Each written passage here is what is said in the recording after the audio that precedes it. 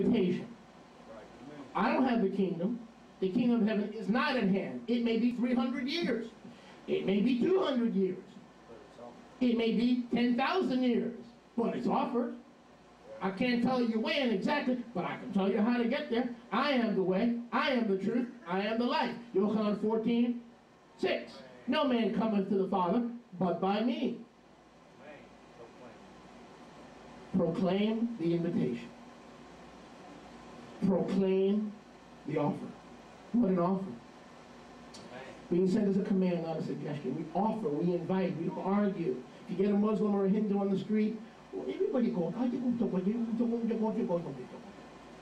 Vishnu God, cow God, cow, don't eat cow, kill grandma, don't kill grandma, you kill cow, you kill grandma, you kill my grandma.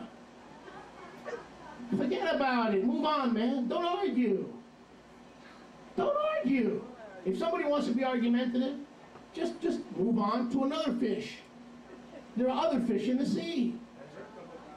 Baruch Hashem. That's exactly what the devil wants you to do, to get you caught up in an argument. I have never won an argument yet, not one. Argument by definition means they're not interested in a discourse that leads to termination. They're interested in an exchange of ideas, and we only have 2 hours. We don't have time to exchange the ideas. We have time to invite people to the truth. Amen. Amen. People say, well, brother, Rabbi Moshe, I have a question. How do you handle the Yehovah Witness? When they come to the door, man, how do you handle the Yehovah Witness? Read my lips, Baba. I don't handle them, and they don't handle me. I don't say good morning. I don't say shalom.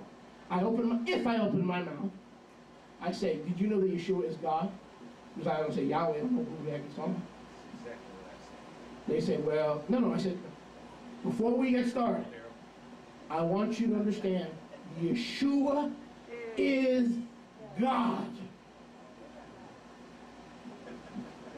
And then all of a sudden the car pulls up, and those 2 poor people at the door, and the car starts honking. Time to get in. This dude ain't listening. That's right. That's how. You don't even bid them shalom and have a nice day. No. That's what 3 John says. And if you bid them shalom, you share in their sin. That's what 3 John said.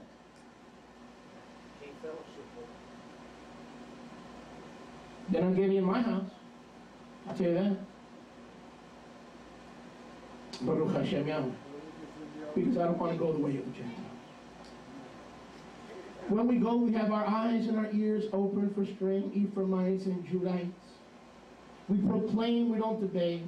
There's no debating the truth. He is the Son of Yahweh. He's not just a prophet. He's not just a good teacher. There are not many ways to Yahweh. There are not many kingdoms you can enter. He's not a Warren Jeffs. He's not an adulterer. He's not a pleasurer. He's not a murderer. He is the holy, blameless, spotless Lamb of Yahweh, slain from the foundation. There's no debate. There's no discussion. There's no midrash. There's no yeshiva. It's my way or I'm on the highway. I'm here. I love you enough not to debate with you, but to invite you. I love you enough to invite you. I'm taking my time because I don't want you to die and go to Gehenna. I'm inviting you into the truth. Amen. The Mahud Hashemayim is offered. Right. Not debated, not discussed, no yeshiva, no questions and answers, no FAQ, no frequently asked questions. No. No. First, you enter, you accept the invitation, and then answer the question.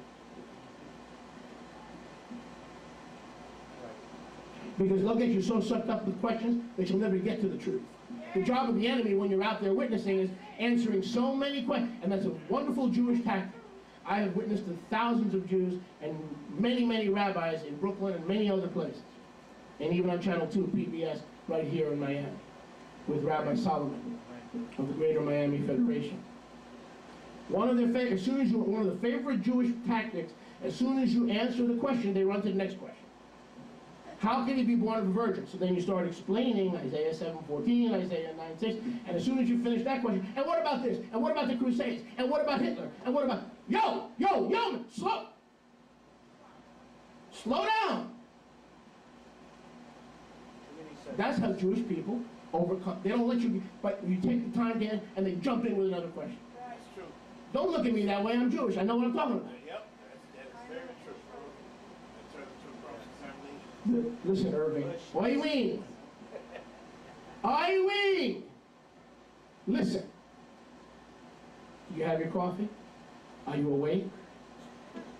The Malchut HaShamayim is being offered. Would you like to accept? Go to the hey, you killed me. Okay, hey, listen. Listen. The only thing I would, like, you know, have a nice day. Take your Tums and walk.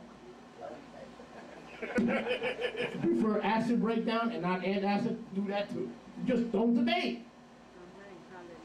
No argument, no debate. Baruch Hashem. Verse 8, heal the sick, cleanse the leper. You can't cleanse the leper and heal the sick when you're debating and arguing. In order to heal the sick and cleanse the leper and pray for people's healing and deliverance, you've got to be focused. You can't be sidetracked. Am I boring you? No. Am I too loud for you? Then go find yourself a quiet preacher. You're in the wrong place. Heal the sick, cleanse the leper, raise the dead. Now there's a challenge, Ted. Go deeper. There's a challenge.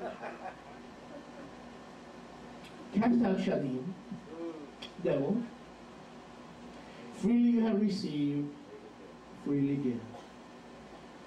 If you receive the free gift, you must share it with those that are in the filth of the world. Amen. Power, don't miss this, will come to the shlichim. Power is obtained through obedience to go. Amen. Did you get that? You want the power to heal the sick? You want the power to pray for those who are in need deliverance? Then go. Some of you have sat in this room for 5 years. You don't have the power to overcome a wall fly. You don't have the authority over a fruit fly. Wow. Why? Because you ain't going. It's my fault. It's not your fault. It's my fault. I've been sitting on my blessed assurance writing Bibles. I got an excuse. We all have an excuse.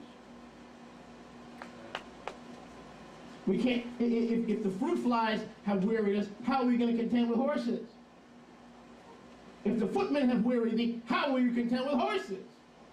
Come on. It's my fault. It's my fault. It's my fault. My fault. It's my fault. Turn to your neighbor and say, I'm glad it's his fault.